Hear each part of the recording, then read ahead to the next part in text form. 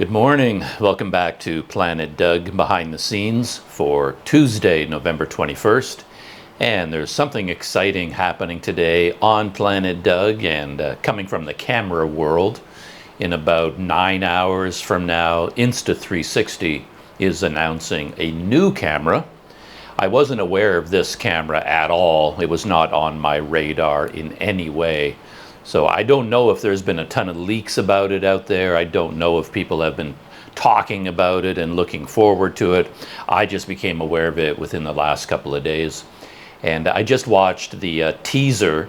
There's very little information about this camera, just a couple of leaks that I've tracked down. But Insta360 did post a teaser promotional video, and it's quite clever what they did. They basically presented like a mock-up of a Hadron Collider, you know, that giant circular device that smashes atoms together to create new particles. They basically made a video showing a Hadron Collider, but they were smashing together not atoms, but a GoPro Hero camera and a DJI action camera, smashing them together, and then all the parts go flying, and then they all reassemble into a new, better camera, in theory, that I guess, you know, they're marketing it already as taking the best from GoPro and the best from DJI and then combining them into their camera. And then the best of GoPro? I'm not really sure. Like, in terms of what features they're talking about, the best from a Hero 12, the best of an Action 4, and combining them, I'm not really sure what they're talking about, but they're implying that their camera is going to be better than both of them. And one interesting feature that you do see, and it's in the leaks, is that instead of having a front-facing screen that can do video playback, they have a flip-up screen. So it does have a front screen that shows you the settings and things like that, but it doesn't have video playback. So, which is something the Action 4 has, and to date, GoPro Hero cameras still lack. They've never put a touch menu playback screen on the front of their cameras yet. But this one from Insta360 doesn't have one either, but they've decided to go a different route, and they've taken the rear LCD screen, put it on a hinge, and now it can flip up, and then you can see it from the front of the camera, and I'm assuming it will have a touchscreen menu system, of course. And how that works, I think the devil is in the details here. Like, I like the idea of a flip-up screen. I've always liked that idea. I remember there was a Sony camera that came out with that, and I really like it. I like the positioning of a screen on top of the camera rather than to the side. I've never liked these flip-out screens. There's all kinds of ergonomic handling problems with them from my perspective, and I've always liked the screens that flip up. Sony, unfortunately, didn't really implement it that well, because the way it turned out, it interfered with the hot shoe on top of the camera. So if you put an external microphone onto the Sony, it blocks the LCD screen. So that was a complete fail. And then you would have to get cages with mounting options on the side. And anyway, it wasn't really that well implemented, but I like having the screen on top.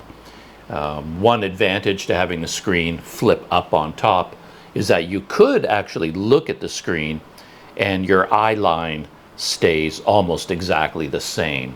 So if you're holding your camera and you're looking at yourself on the screen, it's very difficult to resist that.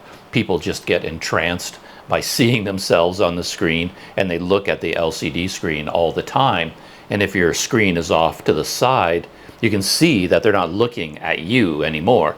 They're not looking at the viewer. They're not looking at the lens. You know, they're just sort of gazing at themselves, and their eyes are off to the right or to the left, wherever that screen is. And when you have a flip-up screen, your eyes stay in the same direction, just tilted up a little bit, and you can't really see the difference. So even if you're looking at yourself in the screen, it looks like you're looking at the viewer, and I like that quite a bit. And I like it feels more secure to me. An LCD screen that flips out to the side, it's sticking way out there, and it feels like it's vulnerable. You're going to break it. It's going to hit things. And normally, if I have a camera like my Olympus that has a flip out screen, I don't even flip it out. I just lock it back into position on the back of the camera, and then I just take the lens and I aim it at myself. Like, I don't need to see the LCD screen for framing most of the time. When I have it on a tripod like I have it now, then I do have the LCD screen flipped out, but that's because the camera is stationary and the LCD screen is not vulnerable and it's not annoying me or bothering me. But even mentally, it still bothers me, because right now I am looking at the lens because I am a trained YouTuber. I have this muscle memory built into me right now that whenever there's a camera on, I look at the lens. I don't look at the screen.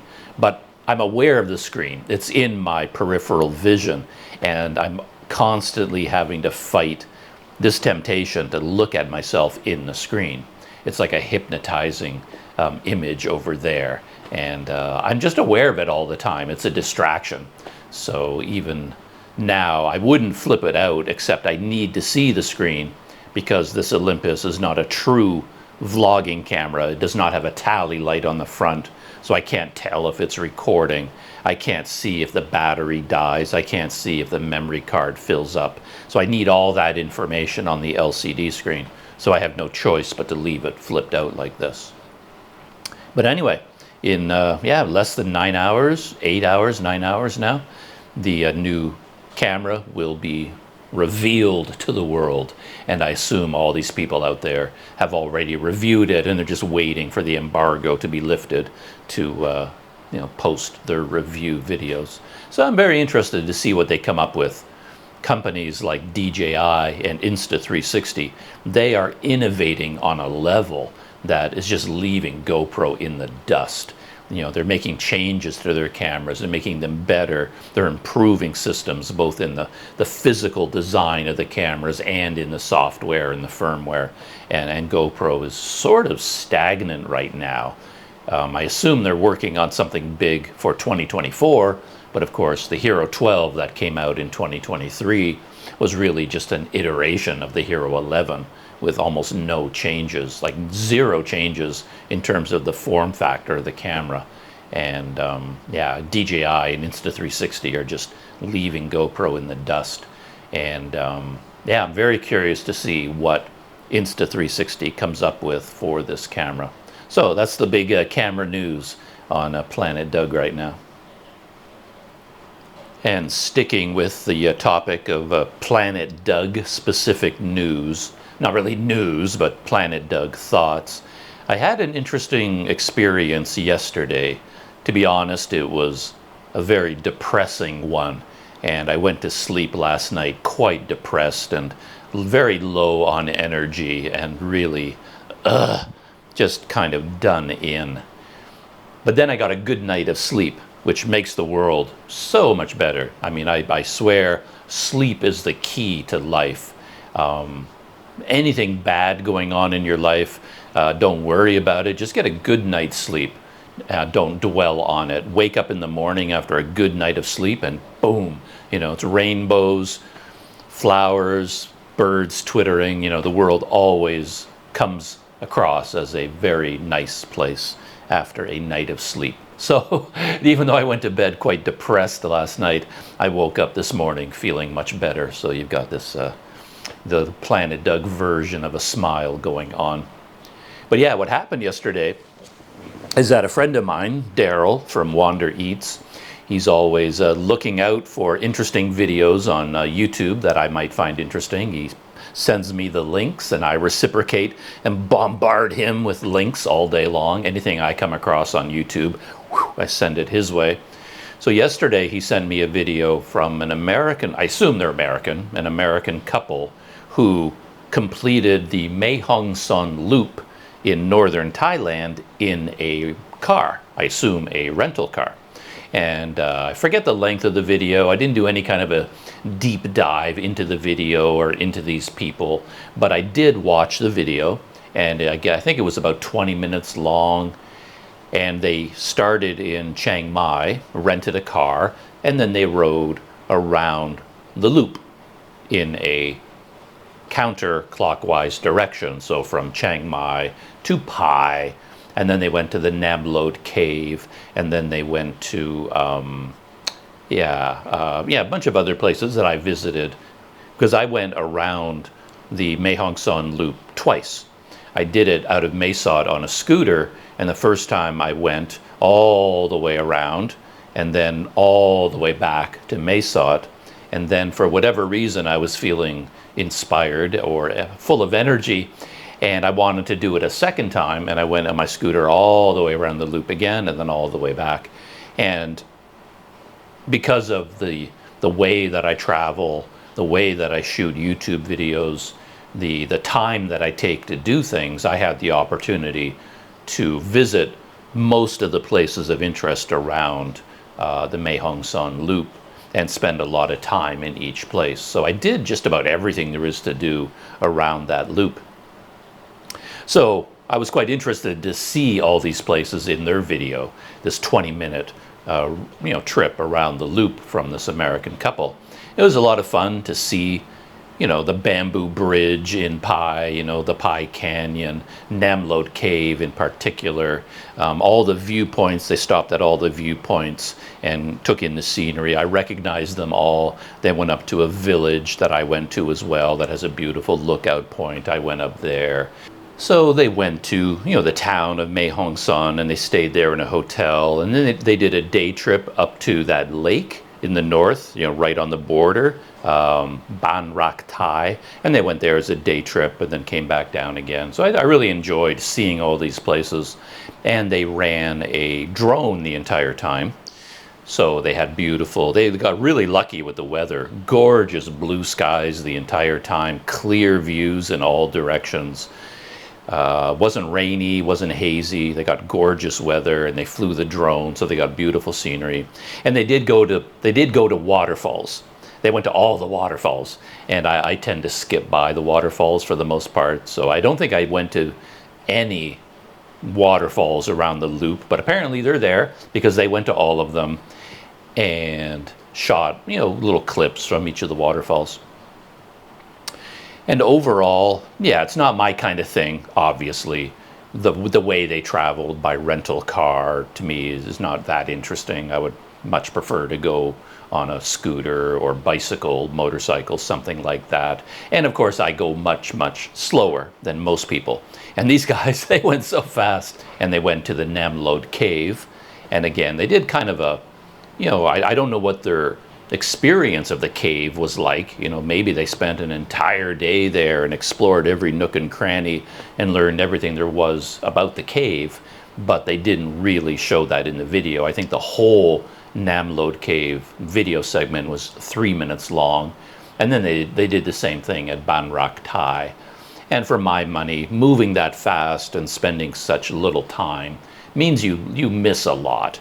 And I was really thinking about that when it came to Ban Rak Thai, because this lake, it's a big tourist town. It's pure tourism. You could level a critique of that town, from a backpacker point of view, that it's too touristy. It has a little bit of a Disneyland flavor to it. But most places like that have something really special at their core. These tourist attractions are tourist attractions for a reason. There's something beautiful, magical, special about them.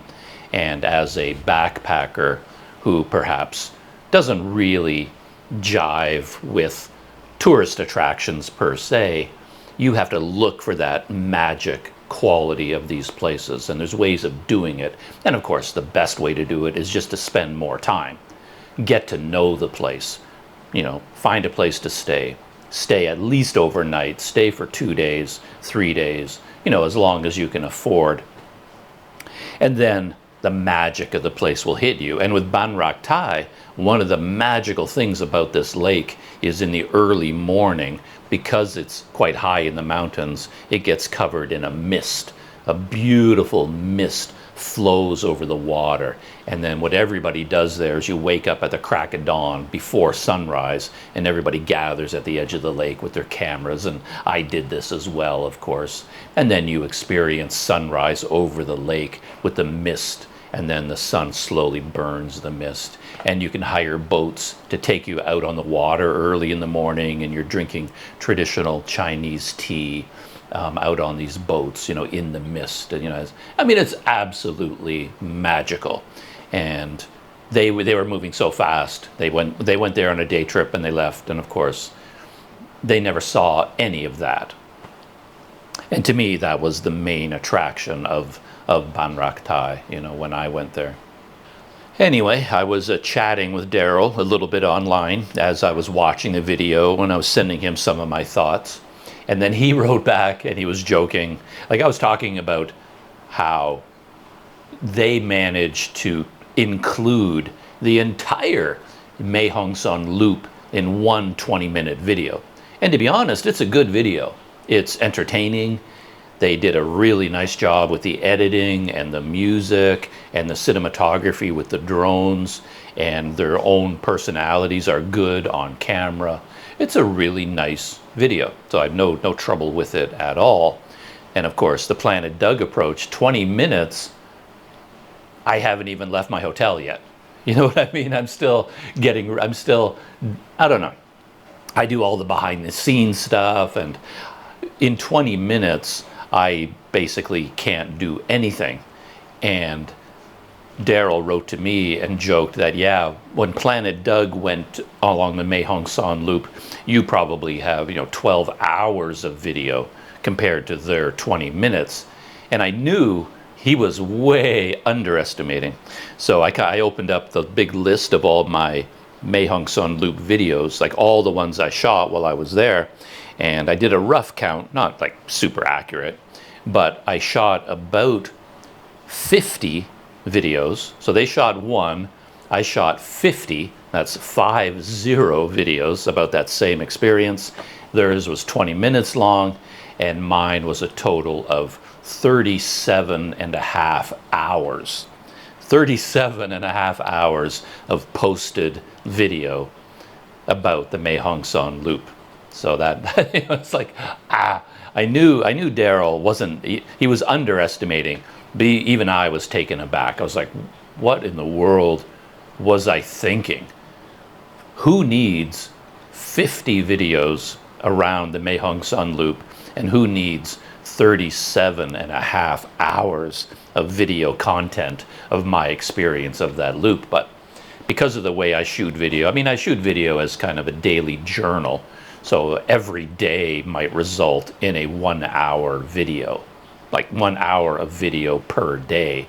So if I spend a month doing the loop, that's 30 videos, 30 hours of video. It's kind of how it works out. Anyway, that kind of depressed me in a way, because I started thinking about just how much of myself I poured into those videos. The amount of time, effort, energy, thinking that went into those 50 videos. I think back, it's like, man, that was a lot. And again, it's not just the hours when I was sitting at a computer editing the video. It's not just the hours of actually filming the video, not the hours of setting up the camera for shooting the video. Even when I wasn't doing any of that, everything I did, every minute, 24 hours a day, was devoted to those videos, because I was charging batteries, getting organized, and doing research, getting all the facts into my head about places like Ban Rak Thai, the names and the dates and the history and the geography, so that when I'm speaking on video, when I'm actually there, I don't sound like a complete moron who doesn't know anything about where he is. And then I would only go to bed and go to sleep because I just was so tired. I needed to get to sleep.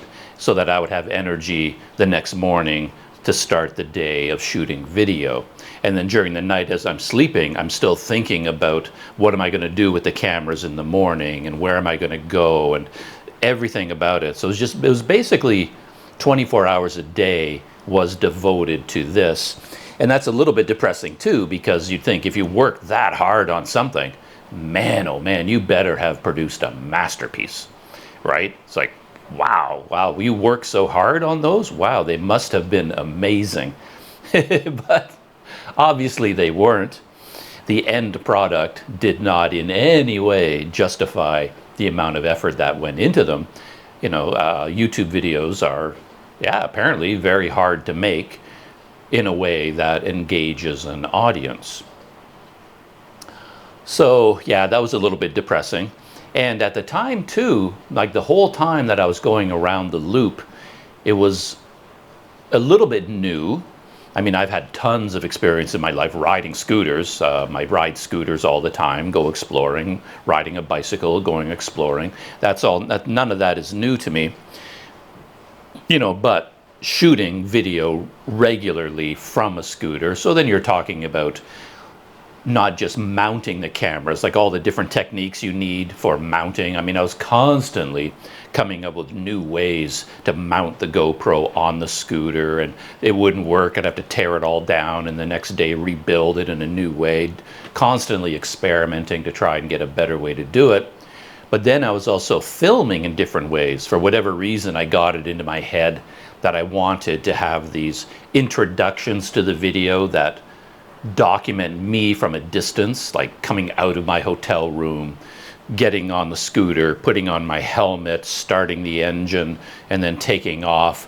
And then I would go ahead of myself and mount the GoPro on the driveway of the hotel, so I would ride past it, and then I'd go back and get the GoPro, move it 50 feet up the road so I can drive past it again, and keep leapfrogging past the camera until I get to the main road, and then I go put the GoPro on a street sign like 100 meters along the road. Then I go all the way back to the hotel, recreate that entire ride, turn onto the main road, and just so I can ride past the GoPro again because it's on the street sign. Then I got to turn around and come all the way back and get it.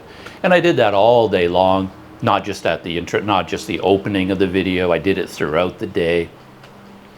You know, stopping at the side of the road to mount the camera in the bushes or on a fence or on a street sign or something like that, ride past it, go back and get it, going around and around and around, doing that all the time. And then, of course, when you have all that crazy video clips coming from 2 cameras, different audio sources, just managing all those files, keeping them organized on your laptop, and then editing them and putting them all together. And you got to be really precise with your cuts so that as you see me riding by on the scooter, the moment that the perspective changes from going in this direction, you know, to that direction, you've got to time it exactly right.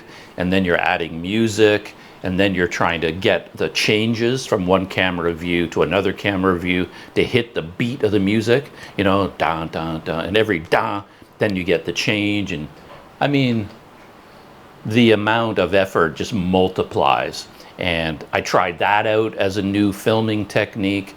I tried so many different things. I was shooting relive videos at the same time so that I could insert a relive map summary of the day at the end. And that meant I had to make sure to take pictures with my phone all day long, because I would need photos on my phone that I could insert into the relive video. And it takes an hour and a half to create one of these relive videos, and then I edit it into an editing program and slow it down, and then insert photos and information and text message. It's a lot. And after chatting with Daryl about all these videos that I shot, I went back to look at one of them. I remember a lot of these videos so clearly, and I remembered all the different techniques that I used, and I remember feeling quite good about them, having a lot of fun doing it. It was really interesting. And I watched one of the first ones where I tried this technique of filming myself leaving the hotel room. You know, there's no narration, it's just music playing. And then the camera cuts to show me getting ready, putting on my helmet, putting my backpack on there, starting up the scooter, or putting the key in the ignition, starting it up and driving away. And then the first time I did that in a video, I went to watch it thinking, oh, this is going to be so much fun to watch. And it was awful. It really was no good at all. To be honest, I was watching this video fresh. Like, I haven't seen it in probably 2 years. I haven't watched this video myself. So now I'm rewatching it 2 years later, expecting it to feel good and exciting and fun. And to be honest, it just fell completely flat. Everything was wrong about it. The whole thing just felt wrong and kind of pointless. Like, all that work that went into it, not only did I do everything wrong, like the sequence that I shot, how I put it together, the music I put over top of it, how long these sequences were. Every choice I made was wrong. It just felt wrong. That's the only way I can put it. And that was so depressing for me watching the video. And I started thinking, you know, for that day, I probably would have been better off doing nothing. Like, don't even mount the GoPro on the scooter. Don't have 2 GoPros running, you know, one on a chest harness, one on the scooter, and switch back and forth between them. Just do what every other YouTuber does. Just get your, you know, just get your GoPro. Don't even bother mounting it. Don't get a, you know, wireless microphone because you want better audio. Just grab it like this, throw it in your pocket, and then you're getting on your scooter and just go like this and, hey, heading off for the day. Yeah, here we go. Put it away. And then just take it out from time to time, like you're riding your scooter or your bicycle. YouTubers do this all the time when they take their GoPro and they're holding it in their hand like this, you know, while they're riding their bike and riding the scooter, and they film themselves for a few seconds and they put their GoPro away. And I think in the end, that video would have been more entertaining than the one I produced after untold hours of work and an investment of an untold amount of energy. Mainly because I think this type of video doesn't need all that fancy stuff, and I just don't have an eye for it. I don't know what looks good in video. I'm just not good at it. All my instincts, this is what I concluded yesterday, all my instincts are wrong. Which camera angle to use, what music to use, how to edit it, how to put it together. Everything I do, my instinct seems to be wrong, and it just comes out flat and kind of pointless. And then I thought, well, is it really that bad? And then I went ahead in time and I started watching more and more of the videos that I shot around the Mae Hong Son loop. And luckily, it did end up making me feel a little bit better, because I was quite embarrassed to see that I shot 50 videos of that experience. It's like, who needs 50 videos? But then the more videos I watched, it's like, oh yeah, I kind of like that. I kind of like that. I kind of like the deep dive into the Namlod cave. And in fact, I went to the Namlod cave twice, because I did the whole loop using nothing but my GoPro. And then the video of the cave was really dark because my GoPro isn't good in low light. So then I did the entire loop a second time. And one of the reasons I did it was because I wanted to go back to the Namlod cave with my Panasonic camera, a Micro Four Thirds camera, and get better video of the interior of this dark cave. So, you know, my first video was whatever, an hour and a half long with the GoPro. And then I went back to the exact same cave and I shot another hour and a half video using my Panasonic. So it's like 3 hours of video just about this one cave.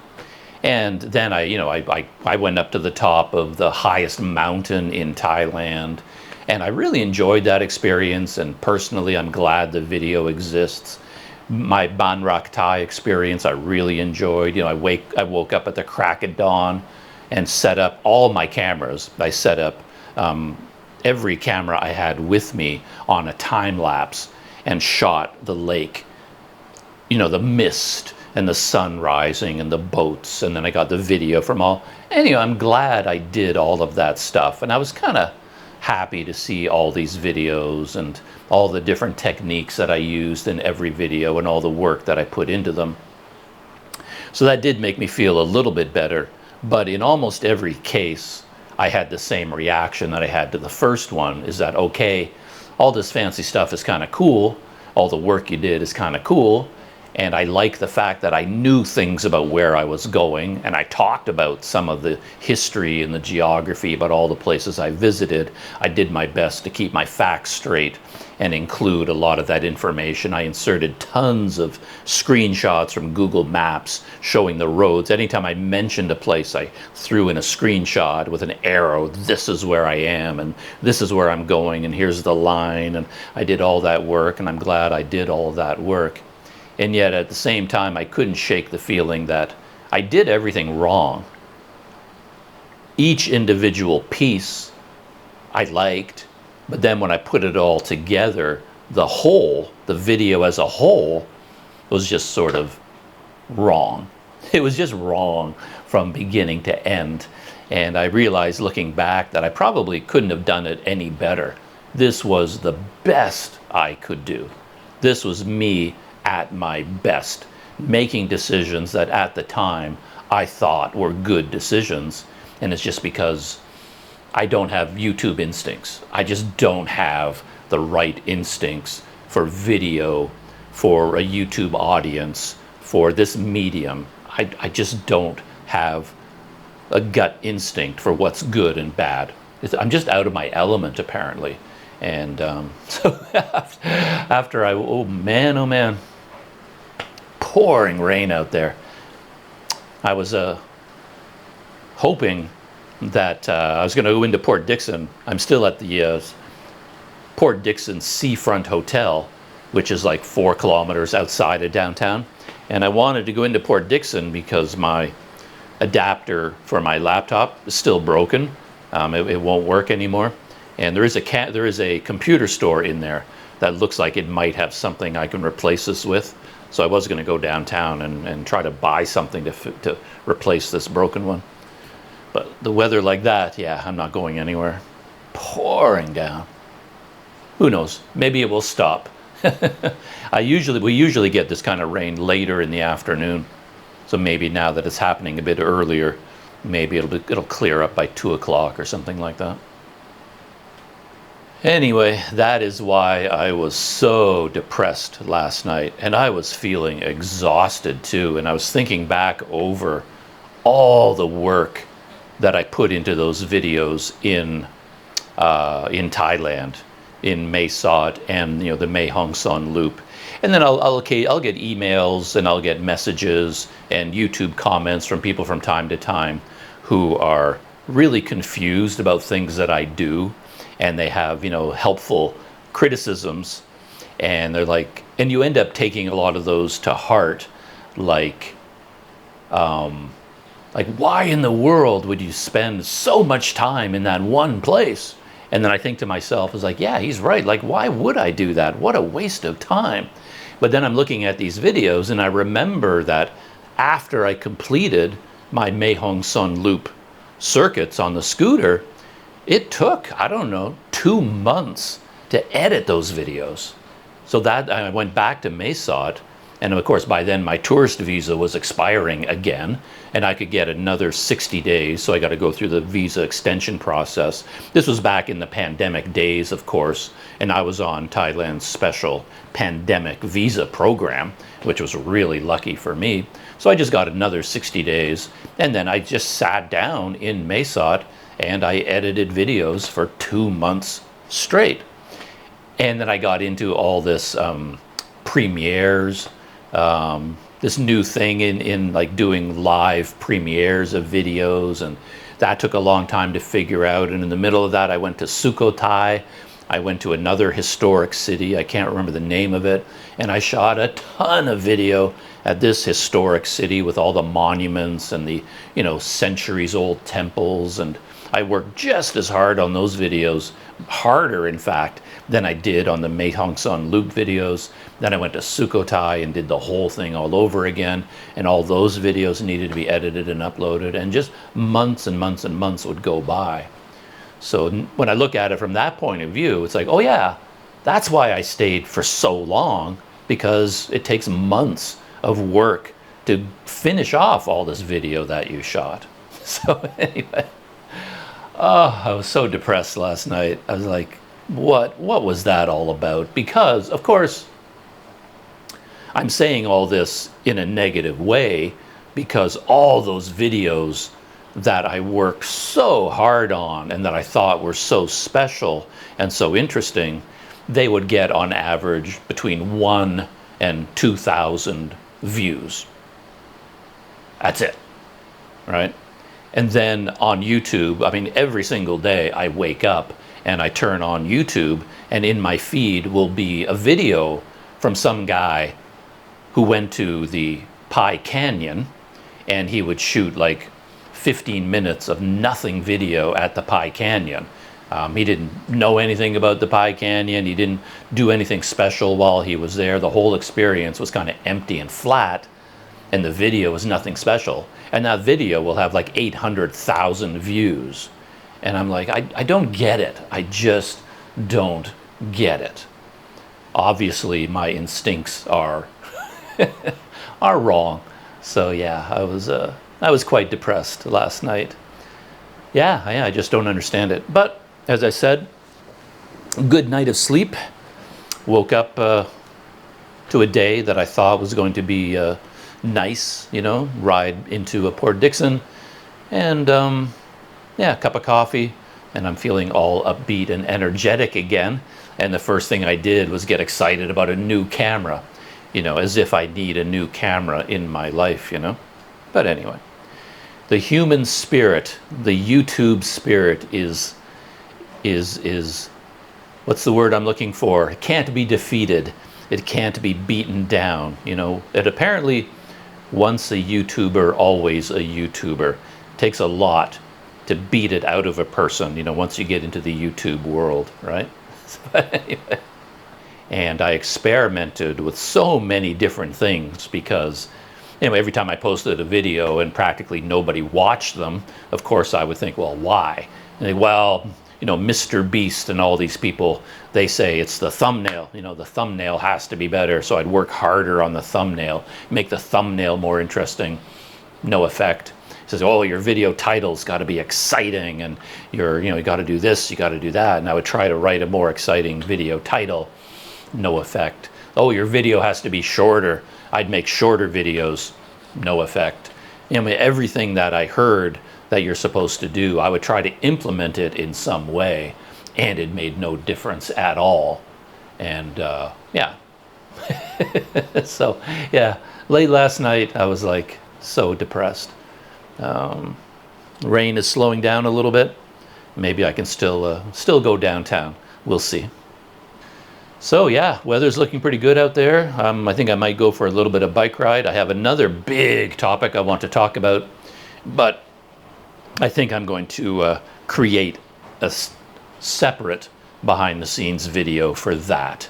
And sneak preview, it will be about the Darien Gap again, because I've been talking a lot about the Darien Gap and videos from Bald and Bankrupt and Timmy Carter, who joined the Migrant Trail and walked through the Darien Gap. I've been doing a deep dive into their videos, and I've been waiting for Timmy Carter's Darien Gap video, and it has been released.